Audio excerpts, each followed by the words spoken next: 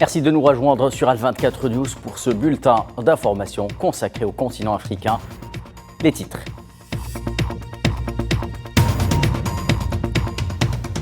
Hamada Attaf, chef de la diplomatie algérienne, s'envole pour Accra pour prendre part aux travaux de la 45e session du Conseil exécutif de l'Union africaine.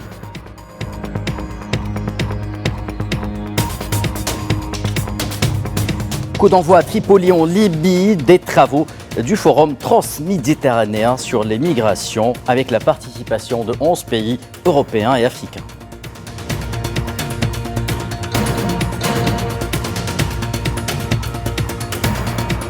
Et enfin, à partir de la tribune onusienne, l'Algérie appelle une nouvelle fois une coopération multilatérale plus juste et plus équitable au sein du Conseil de sécurité.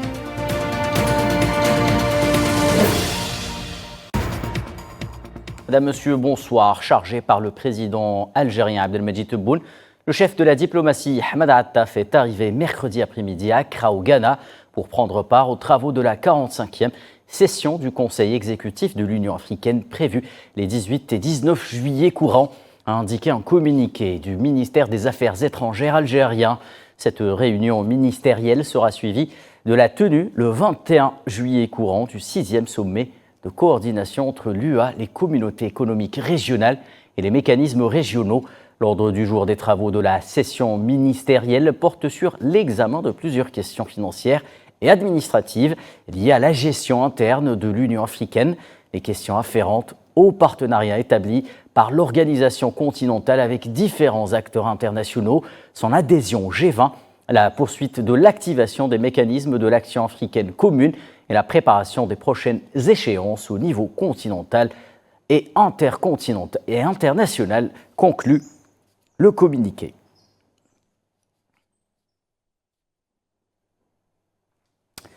Le peuple tunisien, une nouvelle fois dans la rue pour exprimer son franc soutien et indéfectible soutien en faveur de la Palestine et Gaza qui subit un génocide depuis 9 mois. Ils étaient en effet des milliers à battre le pavé hier à Tunis pour condamner la récente attaque meurtrière d'au moins 90 Palestiniens à Khan Younes.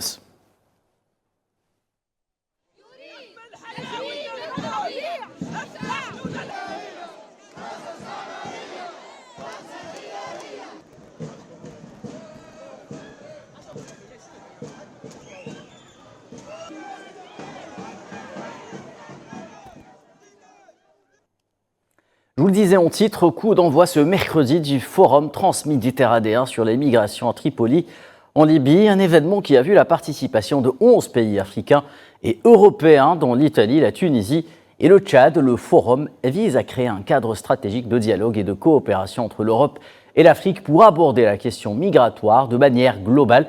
Les participants ont examiné 2 principaux axes, le premier abordant la question migratoire à un niveau stratégique en cherchant à formuler une vision et des politiques unifiées à développer les fondements des relations Afrique-Europe basées sur le respect mutuel et les intérêts partagés. Le deuxième axe qui concerne les ministres de l'Intérieur et les responsables de la sécurité aborde les dossiers de coopération en matière de sécurité et d'échange d'expertise et d'informations.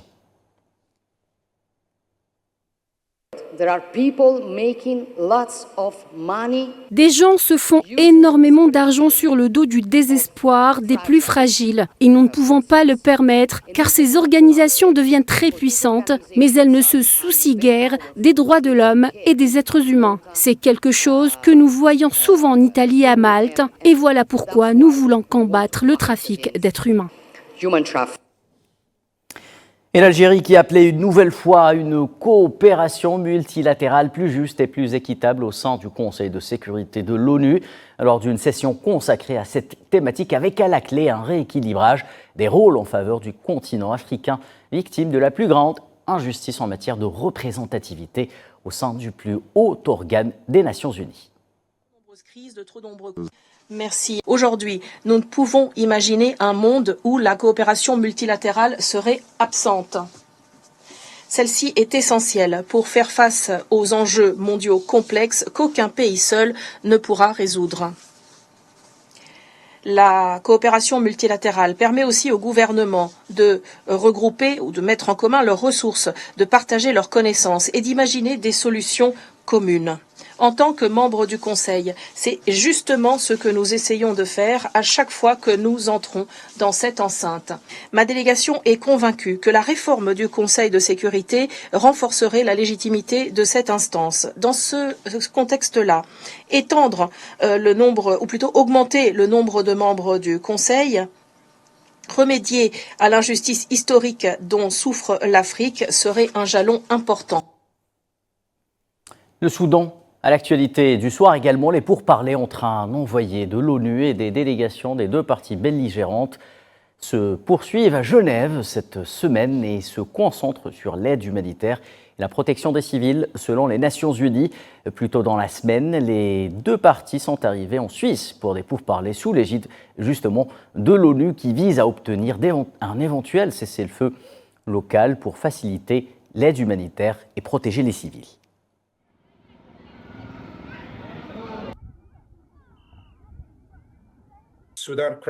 La crise du Soudan est actuellement la pire crise de déplacement au monde, avec environ 13 millions de personnes déplacées, dont plus de 10 millions sont des populations déplacées à l'intérieur du pays, et plus de 2 millions cherchent le refuge dans le pays voisin, dont le Tchad, qui accueille plus de 700 000 réfugiés. Soudan, toujours, un total de 468 civils ont été tués dans des affrontements armés entre janvier et mars. Au Soudan du Sud également, affirmé mercredi la mission des Nations Unies dans le pays, déplorant une augmentation des incidents violents, tandis qu'au Soudan voisin, selon Médecins sans frontières, le tiers des personnes blessées depuis le début des hostilités, il y a 15 mois, sont des femmes et des enfants de moins de 10 ans.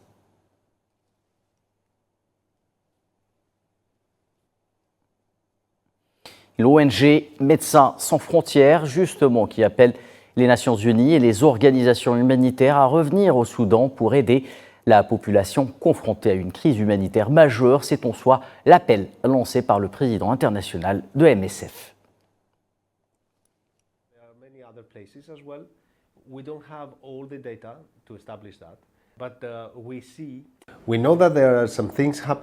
Nous savons que quelque chose se passe, c'est pourquoi je suis ici pour continuer à faire pression et à mettre au défi non seulement les autorités soudanaises, mais aussi toutes les agences des Nations Unies et d'autres organisations de revenir et de commencer à faire davantage pour les personnes au Soudan.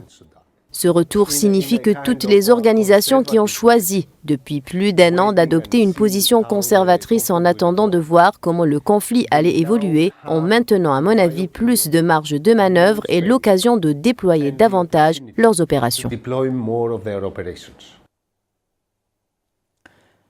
Direction le Sierra Leone, désormais, c'est un combat d'une toute autre nature qui se déroule. Le pays veut combattre la déforestation qui menace l'environnement local.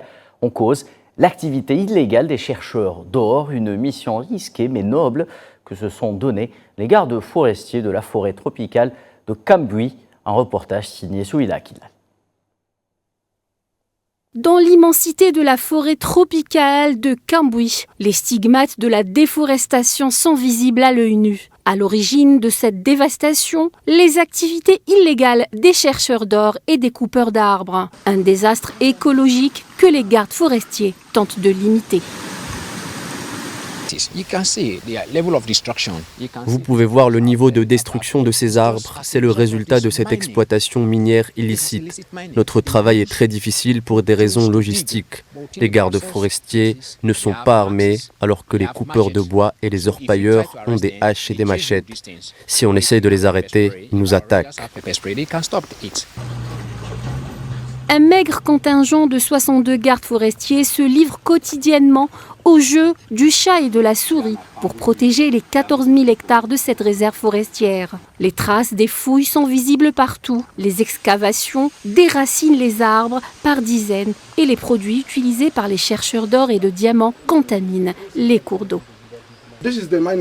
C'est une fosse minière et cette exploitation minière affecte les habitants de cette localité. Ils utilisent des produits chimiques pour extraire l'or et les diamants, ce qui pollue cette eau, alors qu'elle alimente le township de Kenema et les habitants la consomment.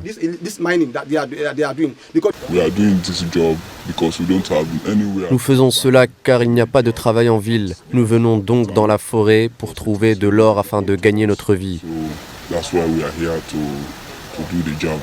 Cette forêt tropicale abrite une grande diversité de mammifères et offre un habitat à des oiseaux menacés d'extinction. Mais l'activité humaine menace sérieusement tout cet écosystème déjà très fragile. Avant, il y avait des singes partout, des babouins, des chimpanzés, on pouvait les apercevoir, mais le bruit des scies mécaniques les ont fait fuir. La Sierra Leone a le taux de déforestation le plus élevé au monde. Depuis le début du siècle, le pays a perdu plus de 35% de sa couverture forestière totale et 14% de ses forêts primaires humides, réserves de biodiversité et régulateurs du climat. Allez, c'est la fin de ce 24 heures Afrique. Je vous retrouve néanmoins dès 19h pour une page complète de l'information. Car 24 News, à tout à l'heure.